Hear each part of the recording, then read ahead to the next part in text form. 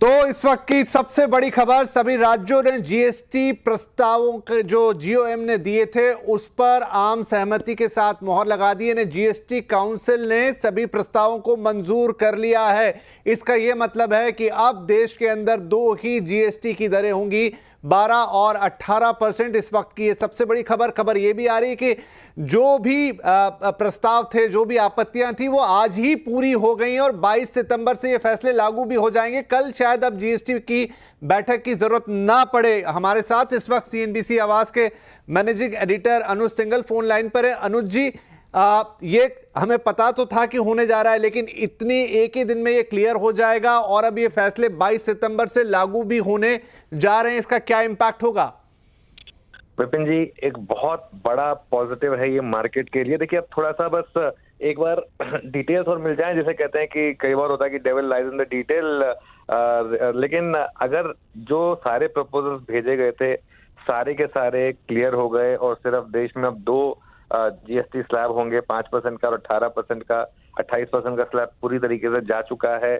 और अब एक और चीज जो मुझे लग रहा है बहुत बड़ा पॉजिटिव है मार्केट के लिए कि 22 सितंबर से ये चेंजेस लागू हो जाएंगे। अब देखिए, अब आप इसमें ये जरूर कह सकते हैं कि जो एकदम जैसे बड़ी गाड़ियां हैं या बाकी कुछ चीजें हैं उसमें हो सकता है कि अगले 2 हफ्ते के लिए लोग अपनी परचेजेस पोस्टपोन करें, लेकिन जो भी है इकोनॉमी के मोर्चे पर एक बहुत बड़ी खबर है। प्राइम मिनिस्टर ने कहा था कि दिवाली पर देश को एक तोहफा मिलने वाला है और ये तोहफा अब नवरात्रि पर ही मिलने वाला है। तो ये एक बहुत बड़ी खबर है मार्केट में। देखिए, आज शायद इस बात की थोड़ी सुगबुगाहट थी मार्केट को, क्योंकि आप देखिए लास्ट के 1 घंटे में मार्केट किस तरीके से भागा था, कितने जबरदस्त तरीके से मार्केट भागा था। काफी सेक्टर्स हैं, जैसे ऑटो है, एफएमसीजी है, व्हाइट गुड्स है, जिसमें मुझे लग रहा है काफी हद तक ये न्यूज अब प्राइस में है। अब कल सुबह मुझे लग रहा है कि मार्केट एक बार तो इसको पॉजिटिवली रिएक्ट करेगा। उसके बाद हम देखेंगे आगे जाकर इन जीएसटी चेंजेस के क्या इम्पैक्ट ऑन ग्राउंड दिखाई देंगे, क्योंकि अगर आप इस महीने के ऑटो सेल्स देखेंगे फॉर एग्जांपल, तो वो काफी शानदार थे। अब जीएसटी कट के बाद क्या उस पर और थोड़ा सा फिलिप मिलेगी उसे, आई थिंक ये देखना होगा। और आई थिंक सबसे इंपॉर्टेंट चीज ये है कि देखिए, दूसरे दिन की मीटिंग की जरूरत ही नहीं है, आज ही सब कुछ हो गया। अभी सब अब कुछ देर में शायद प्रेस कॉन्फ्रेंस भी होगी, आज ही सब कुछ हो गया, आज ही सब कुछ क्लियर हो गया। सब रेवेन्यू लॉस वगैरह सब पर बात हो गई और जैसा कहा कि दो टैक्स, ये एक बहुत बड़ा रिफॉर्म है। जीएसटी में कभी इतने स्लैब होने नहीं चाहिए थे। खैर, अब जो भी है, अब यहाँ से 2 ही स्लैब होंगे और हाँ, एक तीसरा स्लैब, वो स्पेशल स्लैब है सिर्फ सिम गुड्स के लिए। बहुत बड़ी खबर है ये जी। तो एक बार दर्शकों को फिर बता देते हैं कि इस वक्त जीएसटी काउंसिल की जो बैठक चल रही थी, मैराथन, वो खत्म हो गई है। कुछ ही देर में वित्त मंत्री निर्मला सीतारमण एक प्रेस कॉन्फ्रेंस करने जा रही हैं, जिसको हम आपको सीधा लाइव दिखाएंगे।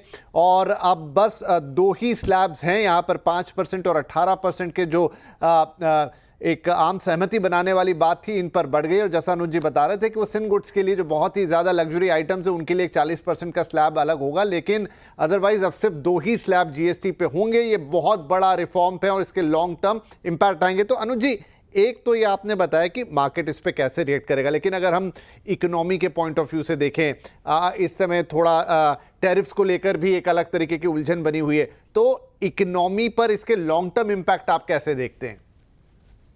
देखिए विपिन जी, ऑब्वियसली कुछ समय में शुरू में एक रेवेन्यू लॉस होगा, इसमें कोई डाउट नहीं है। लेकिन मेरा ये मानना है, स्पेशली भारत जैसे देश में, अगर आप टैक्स का बर्डन कम करेंगे तो उसका जो एक इम्पैक्ट होगा ना, एक तो कंप्लायंस बेटर होगी और दूसरा लोग कंजम्पशन करेंगे।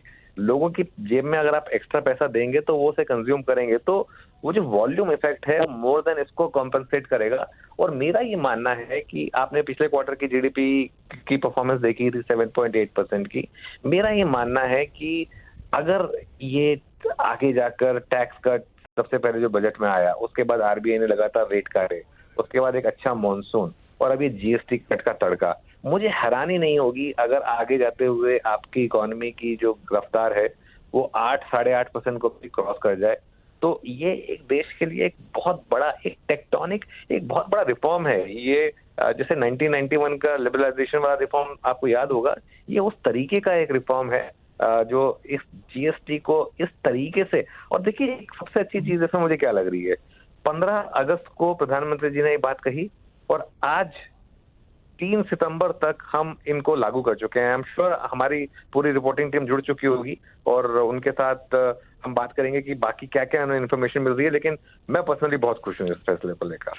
राइट। एक और सवाल, जब हम बाकी लोगों से बात करें उससे पहले कि जैसे ये फैसले 22 सितंबर से ही लागू होने जा रहे हैं, अब हमारा जो ये अब मान ले थर्ड क्वार्टर और ये पूरा फेस्टिविटी वाला वक्त होता है, एक आपने जिक्र किया कि हमको ऑलरेडी एक इनकम टैक्स का कट मिल गया था, उसका इम्पैक्ट धीरे धीरे आएगा, ये बड़ा डायरेक्ट सा इम्पैक्ट होगा जहां पर चीज़ें सीधे सस्ती हो जाएंगी और वो भी रोज़मर्रा की या जो घरों में इस्तेमाल होने वाली चीज़ें उसका सीधा इम्पैक्ट। इसका मतलब है कि कंजम्पशन में एक डायरेक्ट इम्पैक्ट हमको थर्ड क्वार्टर में दिखाई देगा, जो मतलब बिल्कुल ही ऑब्वियस होगा, सामने होगा।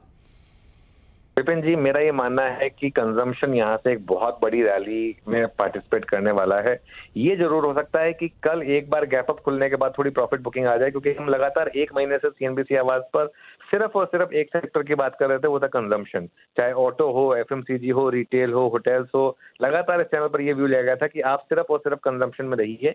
और आज मैंने एक व्यू ये लिया था कि आज और कल अब इन स्टॉक्स में एक बार के लिए अगर आप चाहें तो अपनी ट्रेडिंग पोजीशन को बुक करिए, लेकिन अगर आप इन्वेस्टर हैं तो यही स्पेस है जहां पर अगले 6 महीने में सब होगा। इन सेक्टर्स में आप बाइंग करिए, इन सेक्टर्स में आप हर डिप पर बाइंग करिए, आप एसआईपी करिए, आप ईटीएफ बाय करिए, आप स्टॉक्स चुनिए, जो मर्जी करिए। और एक चीज इसमें ये होगी कि आप गलत नहीं जाएंगे इसमें। अगर कभी बाई चांस आपने हाई पे ले भी लिया तो भी इन स्टॉक्स में मुझे लग रहा है कि ताबड़तोड़ रैली होने के काफी चांसेस हैं। तो ये पॉकेट पर मैं अभी भी काफी पॉजिटिव हूँ।